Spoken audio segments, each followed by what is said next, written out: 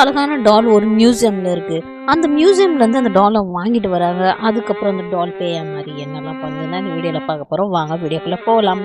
Welcome to Swarna mystery. ஒரு அழகான டால் வந்து ஒரு மியூசியமில் இருக்குது. அதை பார்த்த உடனே ஒரு பையனுக்கு பிடிச்சு போகுது.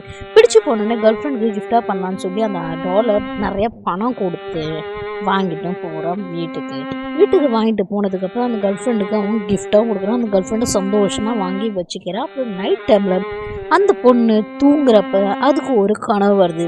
ஒரு டால் வந்து ரொம்ப கந்தா அழுக்காக இருக்குது. அது வந்து அழுகுற மாரி இருக்குது. அதுக்கப்புறம் இவளே பேயாக வந்து காற்றுல மிதக்கிற மாரி ஒரு டேஞ்சராக காட்டுது. அதுக்கப்புறம் இவள் கண்ணை முழிச்சு பார்த்தா ஏதோ பேய் வந்து அவளை அட்டாக் பண்ணுற மாரி இருக்குது. அவள் அந்த பயத்துலேருந்து வெளியே வரப்போ பார்த்தாக்க அந்த டால் அந்த மேலே உட்காந்துருக்கிறத தவிர அவளுக்கு தோணுச்சு அவள் கனவு தான் கண்டான்.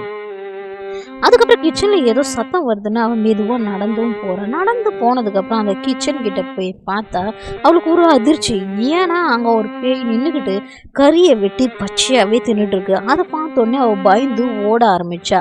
அவள் ஓடுறான். அதுக்கப்புறம் அந்த டால் அவள் பின்னாடியே திறந்ததுக்கப்புறம் அவள் ஒரு ரூமில் போய் டாப்பை போட்டுக்கிட்டா. கதவு சாத்தி லாக் போட்டுக்கிட்டு அவள் பாய் ஃப்ரெண்டுக்கு ஃபோன் பண்ணி கூப்பிட்றான். அப்புறம் அவன் பாய் ஃப்ரெண்டும் வரான்.